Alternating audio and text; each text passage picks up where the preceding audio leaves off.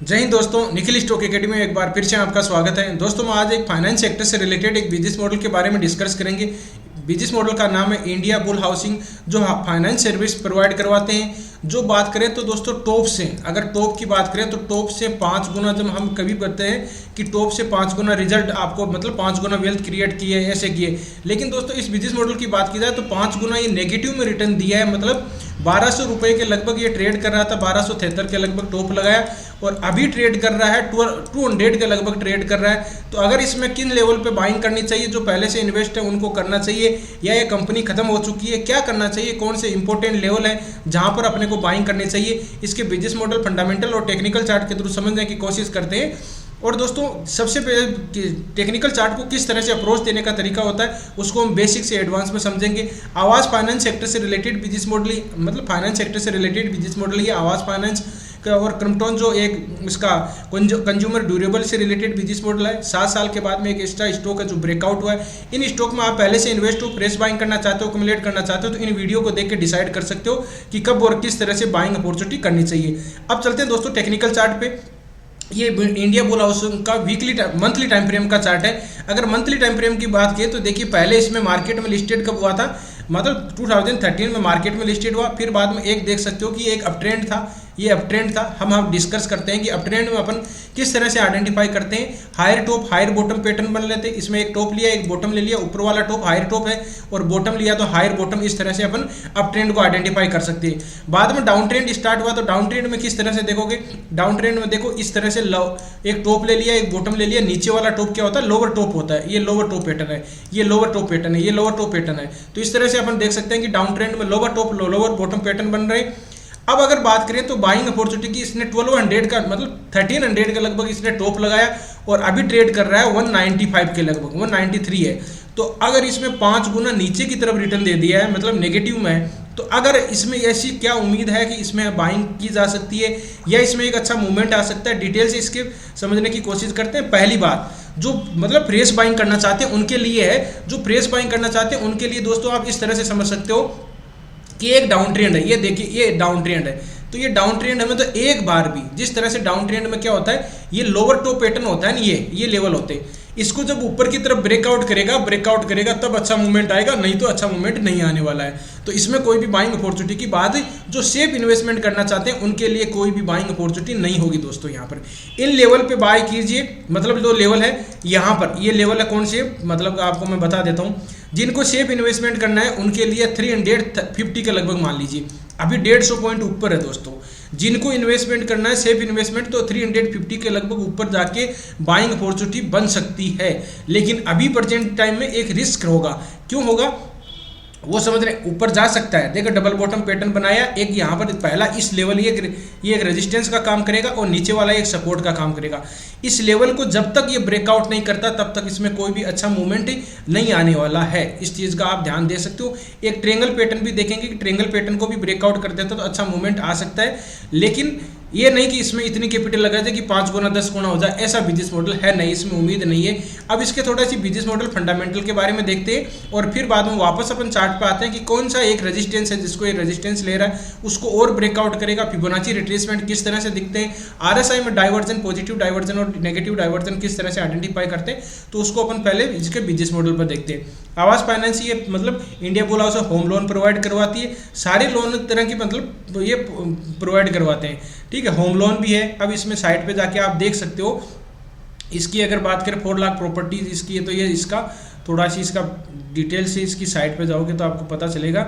लेकिन ये किस तरह के लोन प्रोवाइड करवाते हैं वो देख, जैसे customer request to change your contact detail, EMI cycle, बाद में लोन इंटरेस्ट, ये इसका बाद में गेट प्रोविजन स्टेटमेंट, और ये देखो instant sanction India bull home loan, इसमें देखो इंस्टेंट सेक्शन आता है, स्पीडी प्रोसेस ही आता है, सिंपल है असल, ये इसके तो एट्रैक्टिव चीज़ें होती है। अब इसका थोड़ा सी देखिए कस्टमर केयर ईमेल, ये तो इसका डिटेल से हो गया। अब इसका थोड़ा सी फंडामेंट देखो, फंडामेंट क्या क्या किस तरह के, ये 2005 में इस कंपनी लिस्टेड हुई थी और ये जिस रेगुलेटेड किसको जिस तरह से शेयर मार्केट को रेगुलेटेड करते हैं वो एसएबी होती है, उस तरह से इसमें नेशनल हाउसिंग बैंक होता है जो एनएचबी होता है उसको रेगुलेटेड करिए। ये होम लोन और दूसरे प्रॉपर्टी के अगेंस्ट ये लोन प्रोवाइड करवाते हैं। एक तो होम लोन होता है और दूसरा लोन अगेंस्ट द प्रॉपर्टी इस प्रोवाइड कॉर्पोरेटिव मोर्टेज, मतलब कॉर्पोरेटिव जो बिजनेस करते हैं उनको भी ये लोन प्रोवाइड करवाते हैं। इस तरह के लोन का प्रोवाइड मतलब स्कीम सर्विस प्रोवाइड करवाते हैं। इसकी मार्केट कैप की बात की जाए तो मार्केट कैप है 14,228 करोड़ का है। करंट प्राइस की बात करें तो 193 है, हाई है इसका 209 है, लो है इसका 81 है। स्टॉक अब ये जो हाई और लो है ना ये मतलब 52 वीक का है। स्टॉक भी है 12% है, ROC इसका 9% है, ROE इसका 6% है और फेस वैल्यू इसकी 2 है। ये तो इसका हो गया। अब देखते हैं कि क्वार्टरली रिजल्ट थोड़ा थोड़ा इंक्रीज हो रहा है, क्या हो रहा है, किस तरह से फाइनेंस सेक्टर से है और जैसे आवास फाइनेंस इसी कैन फाइनेंस और इसकी भी मतलब कंपेयर कंपनी है। देखिए अपन देखिए सेल देखेंगे, एक्सपेंडिचर और नेट प्रॉफिट किस तरह से हो रहा है अपन देखते हैं। देखिए जून का, सितंबर का और दिसंबर का अभी जो क्वार्टरली रिजल्ट आए वो भी देखेंगे। तो सेल इसका 1900 के लगभग हुआ, इसमें 27 है, अभी देखिए 2143 है। तो देख सकते हो कि दिसंबर का थोड़ा सी कम आया, मतलब डिक्लाइन हुआ है। एक्सपेंडिचर की बात करें तो 174 है, 147 है, 147 है सॉरी, बाद में 448 है, अभी 478 है। तो ये तो इंक्रीज हुआ है इसका, तो इंक्रीज होगा ही क्योंकि थोड़ा बहुत। अब इसमें एक चीज़ देखिए, इसमें ये दिक्कत ये है कि यहाँ पर तो देखो इसमें सेल तो इसकी कम हुई है और एक्सपेंडिचर बढ़ गया, ये नेगेटिव पॉइंट होता है। अगर सेल आपकी कम हुई तो एक्सपेंडिचर भी तो कम होना चाहिए, लेकिन ये इस तरह से नहीं हुआ। अब नेट प्रॉफिट की बात करोगे तो नेट प्रॉफिट में बढ़ गया आ रहा है, नेट प्रॉफिट बढ़ गया आ रहा है। तो इसका क्या खेल है, इसको देखिए कौन सा किस तरह से इसमें हुआ है वो देख लेते हैं। इसमें देखो अदर इनकम है ना, इसको आपको पता होना चाहिए कि इसका सेल कम हुई है, इंटरेस्ट ज़्यादा है तो लॉस में होना चाहिए, फिर भी प्रॉफिट में है, तो इसका एक रीज़न है। देखो अदर इनकम की बात करें तो अदर इनकम में पहले 15 करोड़ का था, अभी 69 करोड़ का है। ये इसका एक लोचा दिखाई दे रहा है कि ये अदर इनकम का सोर्स है, न कि इसके रियल प्रॉफिट आए हैं वो है। ठीक है, इस चीज़ को आपको ध्यान। नेट प्रॉफिट की बात करें तो 298 है, बाद 330 मतलब 303 है। तो ये इस तरह से नेट प्रॉफिट तो बढ़ गया है, लेकिन रीजन कौन सी वजह से आए वो अपने को देखना होगा। रीजन आए अदर इनकम की वजह से। और फिर बाद में बैलेंस शीट की बात करें तो बैलेंस शीट है, इक्विटी कैपिटल 94 करोड़ का है, फिर रिजर्व इसके पास में 13334 है। बोरोइंग कर्जा तो 48,000 के लगभग है, कर्जा तो इसमें है ही, इसकी कंपनी के पास में लोन प्रोवाइड करवाती है तो वो तो। फिर बाद में देखिए शेयर होल्डिंग पैटर्न की बात करें, शेयर होल्डिंग पैटर्न की बात करें तो प्रमोटर के पास में होल्डिंग, इसकी कोई भी प्रमोटर के पास में होल्डिंग ही नहीं है दोस्तों। ठीक है, एफआईज की होल्डिंग 23% है, डीआईज की होल्डिंग 8% है और पब्लिक की होल्डिंग 66% है। पब्लिक की होल्डिंग देखिए बढ़ रही है, ठीक है, 66% के लगभग इसकी होल्डिंग है। इस चीज़ को आपको देखना है। फिर बात करते हैं इसका, अब इसका शेयर होल्डिंग पैटर्न आ गया। फिर वापस अपन टेक्निकल चार्ट पर चलते हैं कि किस तरह से इसके टेक्निकल चार्ट में अच्छा मूवमेंट है। पहली चीज़ है कि यहाँ पर अगर कोई लेवल, यहाँ पर इस लेवल पे आके कोई बाइंग टीआरसीपी दे तो स्विंग ट्रेडिंग के हिसाब से कर सकते हो। इतना कैपिटल इसमें अपने को नहीं लगाना चाहिए, क्योंकि इसका थोड़ा सी है ना, बिजनेस मॉडल तो ठीक है, लोन प्रोवाइड कर रहा है वो, लेकिन इसका क्वार्टरली रिजल्ट भी इस तरह से नहीं आ रहे। अब किन लेवल पे में एक ट्रेंगल पैटर्न बनता है, इस ट्रेंगल पैटर्न को अगर ब्रेकआउट करता है तो इसमें एक बार अच्छा एकदम रेजिस्टेंस के पास में है। इस चीज़ को ये देखिए, ये एक ट्रेंगल टाइप का पैटर्न बन रहा है।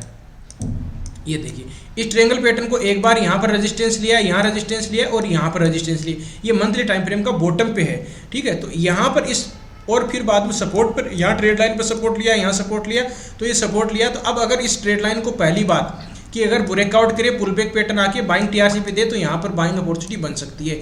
ये लेवल एक ट्रेंगल पैटर्न का होगा, लेकिन ध्यान दीजिए ट्रेंड चेंज नहीं होगा, ट्रेंड चेंज होगा इस लेवल पे। तो बाइंग अपॉर्चुनिटी इसको ब्रेकआउट करता है तो इसमें बाइंग अपॉर्चुनिटी रियल में बन रही है। ब्रेकआउट करने के बाद में अगर यहाँ ब्रेकआउट नहीं करता है, यहाँ पर कोई सेलिंग टीआरसीपी आ जाता है, ब्रेकआउट के बाद में वापस ब्रेकआउट अचानक कर दिया तो दिक्कत हो सकती है। पुल बैक पैटर्न आके बाइंग टीआरसी पे, मान लीजिए ये रेजिस्टेंस है तो रेजिस्टेंस को अचानक यहाँ से स्टॉक आ रहा है तो ये 100% है कि यहाँ रेजिस्टेंस लेगा। नहीं लेता है तो उसको ऊपर की तरफ ब्रेकआउट करेगा तो वापस पुल बैक पैटर्न आना चाहिए। जहाँ ये रेजिस्टेंस था वो सपोर्ट का काम करेगा और यहाँ पर बाइंग टीआरसी बन के फिर ऊपर की तरफ जा सकता है। तो ये लेवल हो गए, इस रेजिस्टेंस को ब्रेकआउट करेगा तब अच्छा मूवमेंट आएगा। Breakout, pull back pattern, buying TRCP इस चीज़ का। और यहाँ सपोर्ट है, यहाँ सपोर्ट है, यहाँ सपोर्ट है, तो इस लेवल पर अपन बाइंग कर सकते हैं। इस चीज़ का ध्यान रखना है। और फिर बाद में देखते हैं कि देखो ट्रेंगल पैटर्न हो गया। अब एक 200 मूविंग एवरेज को इसने ब्रेकआउट कर रहा है, मतलब देखिए वीकली टाइम फ्रेम में देखते हैं, डेली टाइम फ्रेम में तो इसने वीकली टाइम फ्रेम में सारा रेजिस्टेंस ले रहा है। देखते हैं किस तरह से 200 मूविंग एवरेज सबसे इंपॉर्टेंट होता है कि उसके अगर स्टॉक ऊपर है तो वो अच्छा मूवमेंट ऊपर की तरफ देने की पॉसिबिलिटी बनती है। और इसने वीकली टाइम फ्रेम के 200 मूविंग एवरेज के डेली टाइम फ्रेम को इसने ऊपर की तरफ ब्रेकआउट किया है। ये तो देखो सबसे इसका एक रेजिस्टेंस रहेगा। क्यों रेजिस्टेंस रहेगा, इस चीज़ का आप ध्यान रख सकते हो कि 200 मूविंग एवरेज का वीकली टाइम फ्रेम में यहाँ देखो ब्रेक डाउन किया और पुल बैक पैटर्न आके फिर नीचे की तरफ गिर गया। तो हो सकता है इस लेवल पे यहाँ पर एक बार रेजिस्टेंस लेके जो ये लेवल है जो ये लेवल है यहाँ पर आके और रेजिस्टेंस लेके फिर वापस चला जाए। तो ब्रेकआउट करके बाइंग टीआरसी देके फिर ऊपर जाएंगे तब बाइंग करेंगे, बीच में लोचा वाला सिस्टम अपने को नहीं करना है।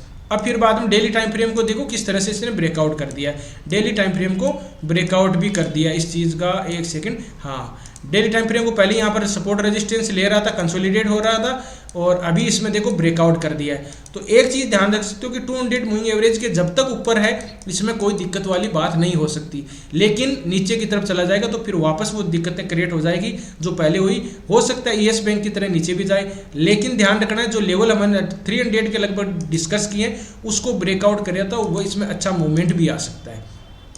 ठीक है, इस दोनों लेवल से ये किसी को पता नहीं रहता कि 100% ऊपर ही जाएगा दोस्तों।